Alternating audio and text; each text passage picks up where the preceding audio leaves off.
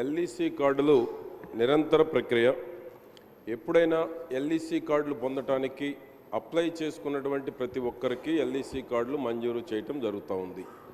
ఎంత మేరకు కౌలుదారులను ప్రోత్సహించాలనో, కౌలుదారుల చట్టాన్ని ఎంత మేరకు ఇంప్లిమెంట్ చేయాలనో ప్రభుత్వం అన్ని రకాలుగా కూడా చర్యలు తీసుకోవడం జరుగుతూ ఉంది.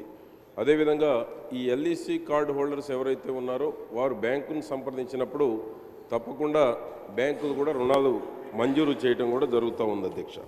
రెండవది, మన గౌరవ సభ్యులు చెవిరెడ్డి భాస్కర్ రెడ్డి గారు అడిగినటువంటి దానికి అధ్యక్ష, కౌలు రైతులు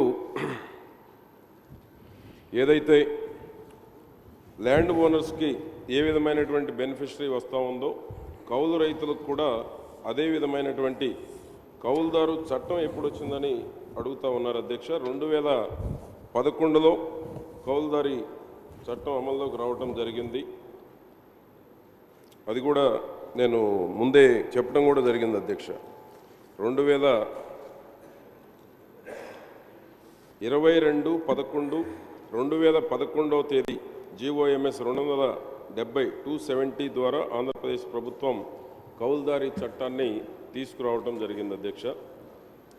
అదేవిధంగా కౌలుదారులు ఎవరైతే ఉన్నారో వారికి లోన్ ఎలిజిబిలిటీ కార్డ్స్ కలిగి ఉన్నటువంటి వారికి గల ప్రయోజనాలు ఇన్పుట్ సబ్సిడీ, విత్తన రాయితీ, వ్యవసాయ పరికరాల్లో రాయితీ, వ్యవసాయ రుణాలు, జాయింట్ లయబిలిటీ గ్రూప్స్ ద్వారా కూడా రుణ సదుపాయం పొందుతూ ఉన్నారు. రుణమాఫీలో కౌలుదారులకు కలిగేటువంటి లాభాలు, పట్టాదారు మరియు కౌలుదారులు ఒకే సర్వే నంబర్పై లోన్ పొంది ఉన్న ఎడల రుణమాఫీ ప్రయోజనాన్ని కౌలుదారులకు మాత్రమే అందజేయబడుతూ ఉంది అధ్యక్ష.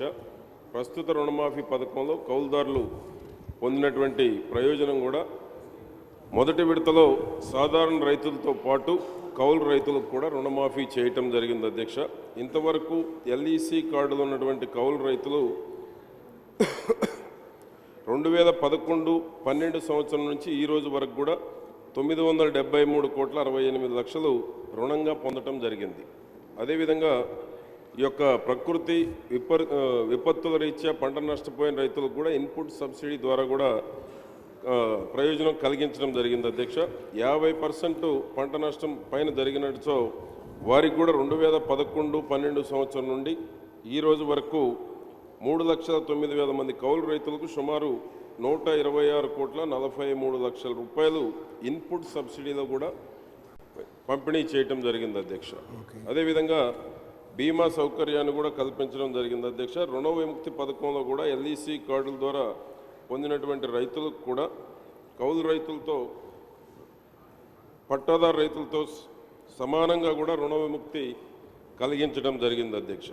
2000 కౌలుదారులు ఎల్ఈసి సర్వే నంబర్ మీద రుణం పొందిన ఎడల ఎల్ఈసి దారు లేదా కౌలుదారుకు మాత్రమే రుణ విముక్తి ప్రయోజనాన్ని కూడా అందజేయడం జరుగుతుంది అధ్యక్ష. ఆ విధంగా 2011-12 సంవత్సరం నుండి 1,60,000 మంది కౌలు రైతులకు సుమారు విత్తన రాయితీ కూడా 121,42,00,000 రూపాయలు విత్తన రాయితీ కూడా ఇవ్వటం జరిగింది అధ్యక్ష. ఆ విధంగా పట్టాదారుకి ఉన్న కౌలు రైతుకే ఫస్ట్ ప్రయారిటీ ఈ రుణ విముక్తి పత్రాలను కూడా అందజేయటం జరుగుతూ ఉంది అధ్యక్ష. మన గౌరవ సభ్యులు విశ్వేశ్వరరెడ్డి గారు కౌలుదారులు ఇంకా ఎల్ఈసి కార్డులు పొందాలి, అప్లై చేసుకుంటేనే కాదు అని గౌరవ సభ్యులు అడగటం జరిగింది అధ్యక్ష. ఈ యొక్క ఎల్ఈసి కార్డ్స్కి ఒక కమిటీని కూడా కాన్స్టిట్యూట్ చేయటం జరిగింది అధ్యక్ష, CCLA చైర్మన్గా. ఈ కమిటీ కంటిన్యూగా ఎల్ఈసి కార్డులు ఏ విధంగా ఇయర్ టు ఇయర్ ఇంక్రీజ్ చేయాలి, ఏ విధంగా వాళ్ళకి ఇంకా ప్రభుత్వం నుంచి కౌలుదారుల చట్టాన్ని ఏ విధంగా ప్రొటెక్ట్ చేయాలనేటువంటి దాంట్లో అన్ని రకాలుగా కూడా చర్యలు తీసుకోవడం జరుగుతూ ఉంది అధ్యక్ష. ఈ రుణాలు కూడా మార్చి వరకు ఇంకా కొనసాగుతుంది.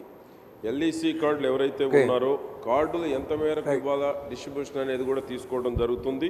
మార్చి వరకు కూడా ఇంకా ఈ యొక్క ఇప్పుడు ఉన్నటువంటి 58 కోట్లే కాకుండా ఇంకా కూడా 58,87,00,000 ఈ రోజు వరకు అధ్యక్ష.